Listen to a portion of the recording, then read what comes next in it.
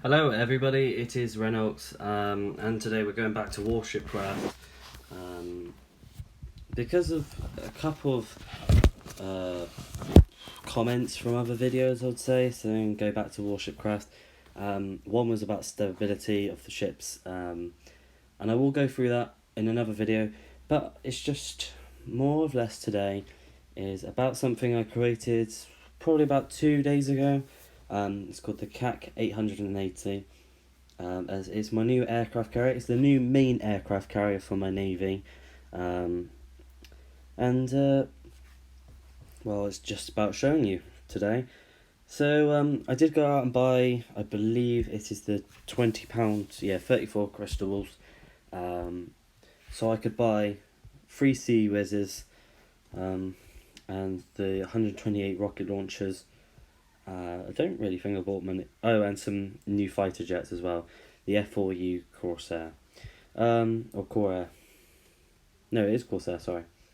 And, I think I bought about 4 in total. Because there was just not enough fighter jets. Sorry, not fighters. Jets. Fighters in my aircraft arsenal for me to defend the amount of bombers and Typhoon bombers. I've only got 3 Typhoon bombers, and they're all there. Oh, sorry, they're not. So we've got the SPD Dauntlesses. I can't even find them now. Because of all the colours, I just don't really care about what they are. There they are. Back there, behind all there, is all the Typhoon bombers. Now, this aircraft carrier is actually not that bad compared to a lot of the other ships I've created. It's all in black. Well, it's not specifically. It is the NATO black. Only on the fact is it actually looks pretty nice, and especially with the green, what is the British green, I thought it just stands out a little bit more. But with the Sea Whiz and all the weaponry, it's all standard grey, because I just wanted it to stand out. I don't really want it to be hide. The only ones I do want to hide is the VLS Tomahawks. And there's all the construction vehicles outside. So they're all actually all on the aircraft carrier. What actually makes it a lot better for multi-purpose things. So aircraft for just basically just taking the mick out of other ships. The rocket launchers were for anti-aircraft. The RGM harpoons were anti-air and anti-ship. The Sea Whizzes for, well, I've seen it on 2 other channels, and I will name them in another video as well, because I have some news about it. The Sea Whizzes are used for anti-missile kind of things. They're also very good against planes. They seem to be firing very fast at them. Unfortunately, they're not actually as accurate as it seems, even though that the Sea Whizzes in real life, on the destroyers and the American ships, they're they're second to none really. They could just destroy a target pretty quickly. They're, from far range, they're I would say they're accurate enough for the weapon type itself. But a lot of the aircraft carriers will hold these. Then we've got the KAK-888 on the sides, with a angled flight deck. That's the runway one, and then just 2 extras just to add a little bit of extra. So that whole thing is 95 meters long. Sorry, 195 meters long. No, it's not. It's 175 meters long. I don't know what I'm talking about. So got all that. 3 other runways. I was thinking of adding a 4th, but yeah, with the amount of aircraft it should really, but I think with the missiles it's kind of a bit, especially with the RGMs, it just means that those can take out at least 4 aircraft each. 4 aircraft, and it should be good. Then if we can actually, I don't know, I'll try and just put a white just for now.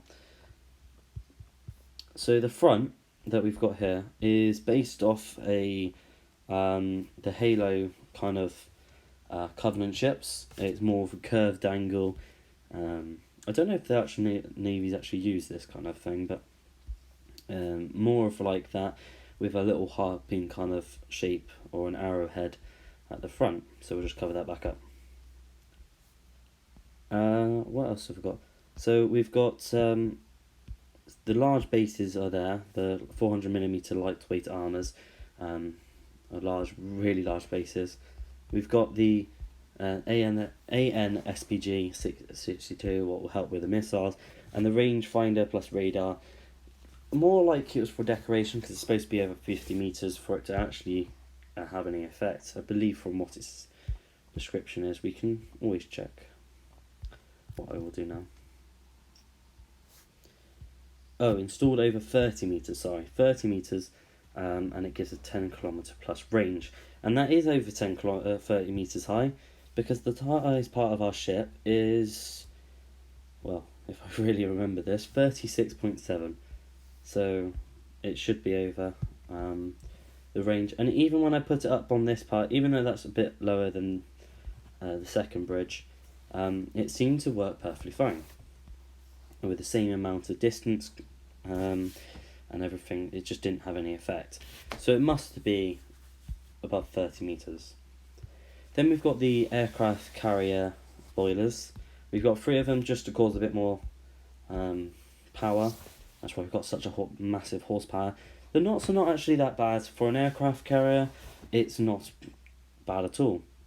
Now, there was one of the comments that said about stability. This actually got the best stability of my whole collection of ships. Even the Yamato, something that is, well, we can see it is only 105, and this is 120. So there's a little bit of a difference between them.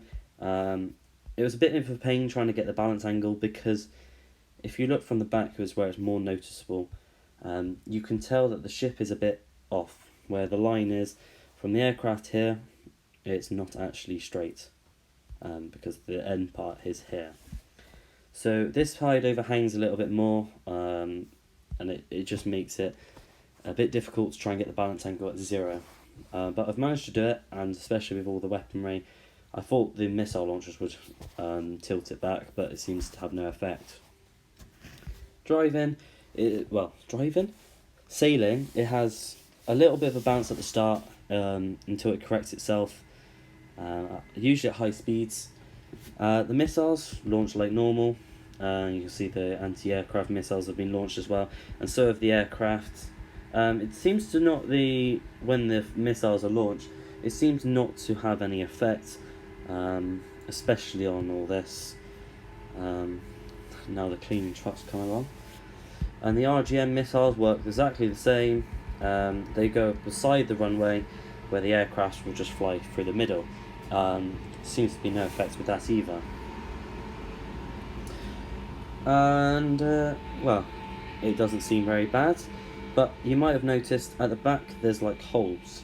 Now the holes in the back here, I don't really think they're actually have any difference or of them being closed or open, but it was more of a kind of effect where it would actually slow it down a little bit, because if I removed them, it would go 70 knots and the aircraft would kind of keep missing the runway a lot. They would crash into the side of the ship, where it would, well, blow up. So it's not very practical with that. We'll just reset that, and we'll go against our Yamato class, or should we go against the USS North Carolina? Oh, we seem to have got 2 ships now. This is not good. We need to get out of here as soon as we can. So as you can see, it's survived a whole barrage of hits so far already. Well, it's not actually that bad. Of course, it is taking some damage, and the speed is definitely going down. But it seems to be working alright to what I imagine it to be, even though it is slowing down a lot. I think that's because when it's got hit, the engines are now underwater, so it's kind of slowing down. Hopefully we can survive this. I think when we've got 2 ships and I've kind of launched everything too early, it's kind of messed up how we're going to fight this or win this.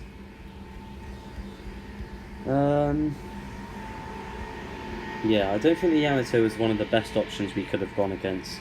Kind of makes it look a bit bad already. But in missions, except from the Yamato, it seems to work perfectly fine. The multi-stage airbase. Of course, you can just do what every other person does. Use VLSs just to destroy it. And in the odd times where it doesn't actually get destroyed because of the VLSs, the aircraft will finish it off anyway. Especially when with the anti-aircraft missiles, they usually just finish off any other ship that's in the any other aircraft that is in the area of its firing, and it seems just to take them out pretty quickly. As you can see, we just won that, and it just doesn't seem like a bad ship I've created so far, but I do want it to be named, and that was one of the reasons why I created this video, but also just to show everyone and the Warship Craft community that this ship is not actually half bad. Even though I've been going for over a year now, and I started with Warship Craft as well, it's kind of work in progress from the first ship I created to this ship. And I'm going to save up more money or gold. I'm not going to buy them just to cheat kind of thing. I'm going to work my way up by doing it properly, because I think that's the only way kind of to actually make it look better. Because if you just kind of just buy your way through it all, it just gets boring. So kind of battling through it means that you can edit your ship, and also in the end I'm just going to be doing the exact same thing anyway, just battling, testing ships. So it's better to do that way, and a work in progress, than just to buy it straight out. So I would like you to try and name it.